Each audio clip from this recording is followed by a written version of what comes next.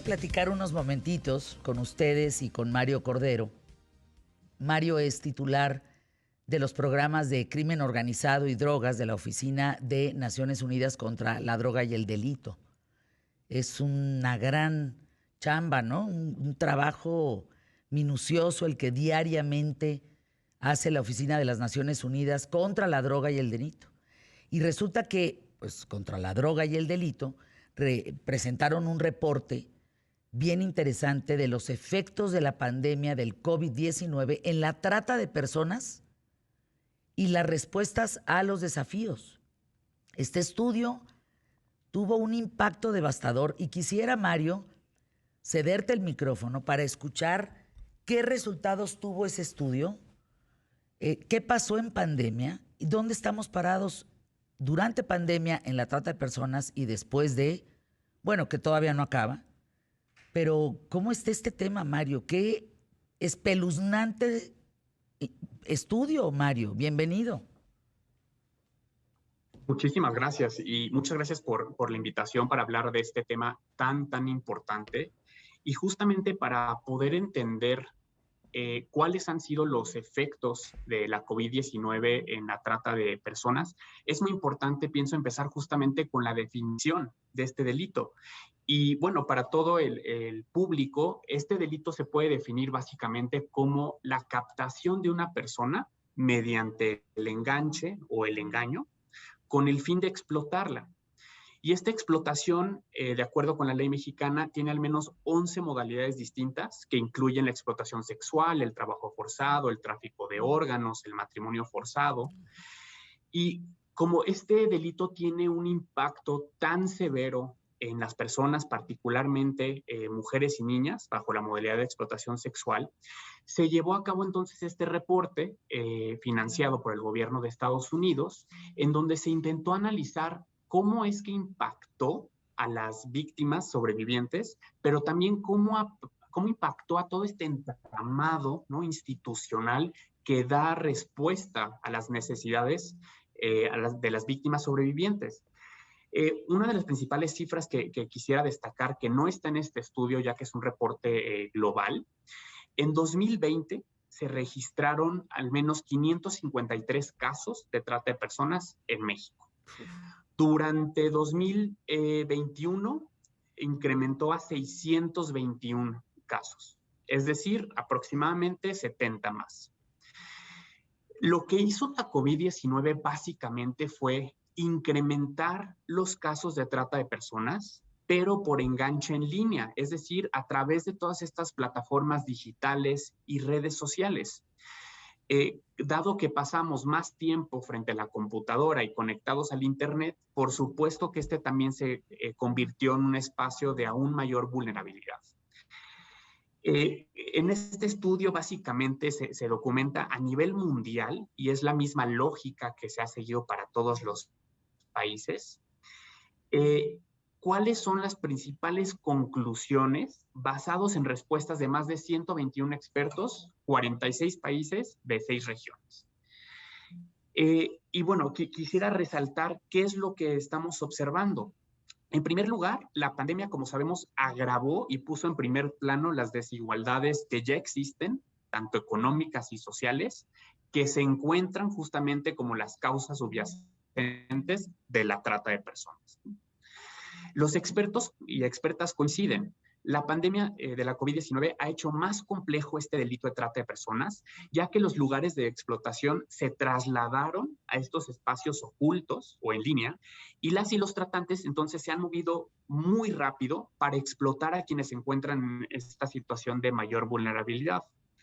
El 25% de las personas encuestadas informó que la pandemia había afectado principalmente a mujeres, niños y niñas y personas migrantes, ¿no? Por ejemplo, el empleo de las mujeres corrió un 19% más de riesgo durante la pandemia que el de los hombres. Y esta diferencia en la pérdida de empleo se debe justamente a una segregación ocupacional, por género, claro, que afecta mayoritariamente a las mujeres que están trabajando en sectores principalmente de servicios, ¿no? Pero paradójicamente, a nivel mundial, las mujeres constituyen el 70% de la fuerza laboral que se encuentra en la primera línea de la pandemia, es decir, enfermeras, cuidadoras, limpiadoras, ¿no? Lo que además pone en mayor riesgo su salud. Y por otra parte, si hablamos de niñas y niños, ¿no? Corren un mayor riesgo de explotación debido al cierre de las escuelas. Porque, claro, en primer lugar, dificulta el acceso, ¿no?, a la educación. Pero además, las escuelas fungían como un espacio, una fuente de refugio y alimentación. Entonces, este contexto facilita que las tratantes y los tratantes enganchen a nuevas víctimas cada vez más jóvenes a través de dos principales estrategias que se denominan caza y pesca, ¿no?, en línea, en donde se benefician justamente del aumento de la demanda de materiales de abuso sexual infantil.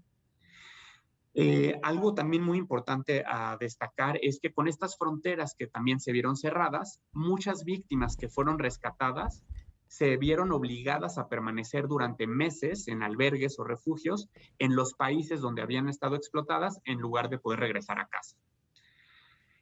Estos son como uno de los principales hallazgos que tenemos del informe.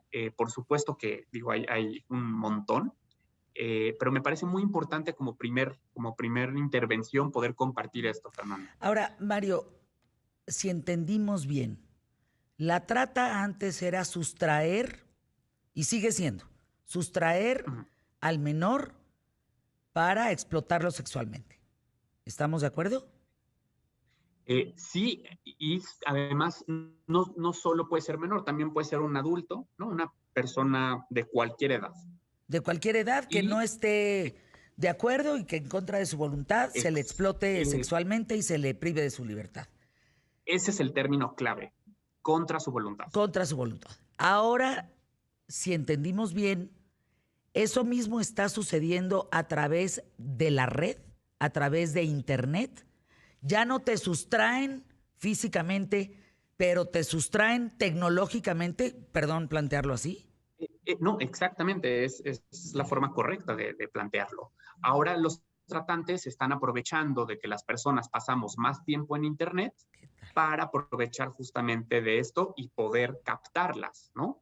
Ahora, la trata de personas, como mencionaba, tiene distintas modalidades o fines de explotación, y no solo es lo sexual. También está el trabajo forzado, ¿no?, el matrimonio forzado, tráfico de órganos, mendicidad forzada, y todas estas modalidades de alguna manera se están adaptando al Internet y a las redes sociales. Wow. Ahora, es que los datos son, mira, hasta tartamudeé, los datos son escalofriantes. Están hablando, esta investigación de ustedes predice que pueden llegar a ver en los próximos años, en la próxima década, 10 millones de niñas susceptibles a convertirse en novias de los tratantes, como efecto de la pandemia. ¿Qué es eso, Mario? Es un fenómeno verdaderamente terrible que tiene que ver con causas estructurales que conocemos, ¿no?, como es la pobreza, la falta de acceso a educación, la falta de acceso a servicios y, por supuesto, esta violencia de género tan enraizada y tan presente, ¿no?, en nuestro día a día y, por supuesto, a nivel sistémico. Mario, ¿dónde podemos consultar más datos sobre este estudio? ¿Cómo evolucionó la trata? ¿Cómo es increíble cómo aprovechan los maleantes, los tratantes, los criminales y se adaptan a virus, no virus, a comunicación o comunicación, a sustraer, no sustraer, no importa. O sea, se adaptan a las condiciones para que el negocio, lo digo entrecomillado, continúe. Exactamente. Adaptan sus modelos de negocio, ¿no? Y están un paso adelante. Pero respondiendo justo a esta pregunta en particular, ¿de dónde se puede consultar más información? El símbolo mundial contra la trata de personas es el corazón azul. Y tenemos una campaña muy fuerte de comunicación, que es la campaña Corazón Azul, y tiene un sitio, es www.corazon-medioazul.org, en donde tenemos distintos materiales justamente de prevención para comunidades indígenas, para niñas, niños, personas con discapacidad. en donde realmente tiene un valor, yo diría, de gran importancia y que además está conectado a una línea de reporte de una organización de la sociedad civil que se llama Consejo Ciudadano, que están plenamente capacitados para atender cualquier tipo de reporte, sospecha y poder canalizarlo con las autoridades. Ahora, me quedé pensando, tendríamos que preparar más a los policías físicamente para el tema de sustracción de menores o de gente en contra de su voluntad para ser sometido a un tema de trata de personas en México. Pero entonces ahora tendríamos que incrementar la policía cibernética. ¿Dónde estamos parados, Mario? Es un tema clave. Efectivamente, hay instituciones que ya están trabajando el tema. Y es muy importante, como bien dices, fortalecer las capacidades. Tenemos que ir de la mano con las distintas innovaciones tecnológicas, ¿no?, que se van presentando, y nosotras y nosotros estar un paso adelante. Actualmente tenemos un proyecto que se llama, es el Proyecto Nacional para el Fortalecimiento de los Albergues que brindan asistencia a víctimas de trata de personas, y estamos trabajando de la mano con la Comisión Intersecretarial contra la Trata de Personas, que es el principal mecanismo en México. Está conformado por alrededor de 51 instituciones, sociedad civil, academia, organismos internacionales como nosotros, para tener una estrategia integrada, articulada, y que justamente fomente esta asistencia técnica para fortalecer las capacidades. ¿Algo que te haya sorprendido en este estudio, Mario Cordero, como titular de los programas de crimen organizado y drogas de la Oficina de las Naciones Unidas contra la Droga y el Delito? ¿Algo que a ti te haya sorprendido? Sí, entrevistaron a varias personas, y algo que me sorprendió muchísimo fue que la pandemia afectó a tal grado a todas las personas que incluso los y los tratantes que tenían captadas a las personas tuvieron en algunos casos que dejarlas porque ya no tenían la capacidad para continuar sometiéndolas. Entonces las dejaron literalmente en la calle en un grado de desprotección absoluta, ¿no? Con todos los daños que además se habían perpetrado durante la comisión de este delito. Y esto lo traigo a la mesa en el sentido de aún desconocemos cuáles son los efectos tan fundamentales que aún no alcanzamos a dimensionar. Y esto va para años. Pues te mando un abrazo, Mario Cordero. Es devastador el panorama. Devastador. Cuando se sustraían y se seguirán sustrayendo, desgraciadamente, y ahora vía internet. Estoy muy comprometida contra la trata de personas en México. Aquí siempre tendrán un espacio para poder diluir el tema. Es decir, no como tema, sino irlo acabando y que de veras no haya impunidad en ese sentido.